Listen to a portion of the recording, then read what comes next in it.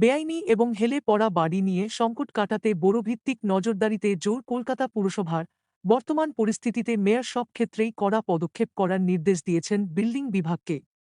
2026 সালে পশ্চিমবঙ্গ বিধানসভা নির্বাচনের 6 মাস পরই হবে কলকাতা পুরসভার নির্বাচন। বেআইনি নির্মাণ এবং হেলে পড়া বাড়ি নিয়ে মহাসংকটে কলকাতা পুরসভা।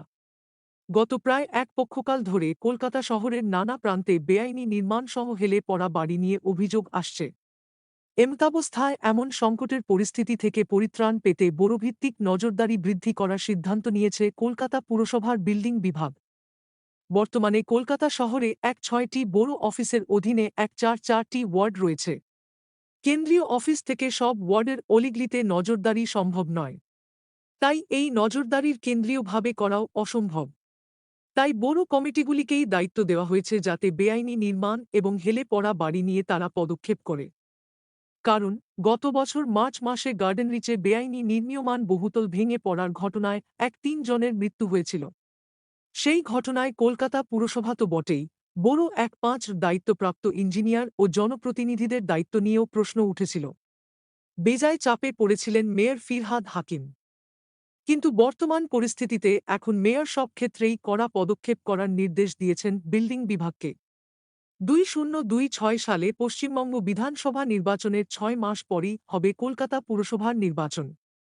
তাই বেআইনি নির্মাণ এবং হেলে পড়া বাড়ি নিয়ে যদি কোনো পদক্ষেপ না করা হয়, তাহলে তা কলকাতা পুরসভার ভাবমূর্তি ক্ষুণ্ণ করবে। সেই কারণেই বড়ভিত্তিক দায়িত্ব বণ্টন করা হয়েছে। যদিও কলকাতা পুরসভার বিল্ডিং বিভাগের এক শীর্ষ আধিকারিক জানিয়েছেন, সারা বছরই আমাদের বর্ড কমিটির দায়িত্বপ্রাপ্ত ইঞ্জিনিয়ারেরা বেআইনি নির্মাণ এবং বিপজ্জনক বাড়ি নিয়ে ওয়ার্ডে ওয়ার্ডে সমীক্ষা করেন। এটা কলকাতা পুরসভার কাছে কোনো নতুন বিষয় নয়, তবে যেহেতু বেশ কিছু অভিযোগ উঠতে শুরু করেছে, তাই সেই কাজে গতি বাড়ানোর নির্দেশ দেওয়া হয়েছে। গত বছর মেয়রের বিধানসভা কেন্দ্র কলকাতা বন্দরে বেআইনি নির্মীয়মান বহুতল ভেঙে পড়ার পর কলকাতা পুর প্রশাসনের উপর চাপ তৈরি হয়েছিল। গত কয়েক সপ্তাহে বাঘাইতিন, ট্যাংরা, এন্টালি, কসবা এবং ভবানীপুর থেকে একের পর এক বাড়ি হেলে পড়ার অভিযোগ এসেছে। এমন পরিস্থিতি থেকে পরিত্রাণ পেতে বোরোর দায়িত্বপ্রাপ্ত আধিকারিকদের বাড়তি দায়িত্ব নিয়ে কাজ করার নির্দেশ দেওয়া হয়েছে। কলকাতা পুরসভা সূত্রে খবর, বাঘাইতিনের বহুতলটি হেলে পড়ার পরে সমীক্ষা চালিয়েছিলেন পুরসভার ইঞ্জিনিয়ারেরা। তাতে দেখা গিয়েছে, বাড়িটি একটু হেলে পড়লেও তাতে আশঙ্কার কিছু ছিল না। কিন্তু ওই বহুতলের 2টি ফ্ল্যাট তখনও অবিকৃত থাকায় মরিয়া হয়ে উঠেছিলেন প্রমোটার সুভাষ রায়। বাড়িটি সামান্য হেলে থাকায় ওই ফ্ল্যাট 2টি বিক্রয় হচ্ছিল না বলেই জানিয়েছেন স্থানীয়রা।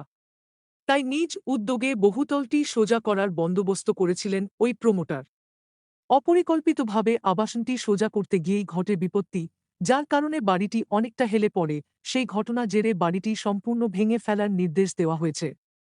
এর থেকে শিক্ষা নিয়ে কলকাতা পুরসভার বিল্ডিং বিভাগ থেকে বড়গুলিকে নির্দেশ দেওয়া হয়েছে যাতে পুরসভার ইঞ্জিনিয়ারদের অনুমতি ছাড়া এই ধরনের কোনো বাড়ি অনুমতিহীনভাবে মেরামত করার কোনো উদ্যোগ না নেওয়া হয়।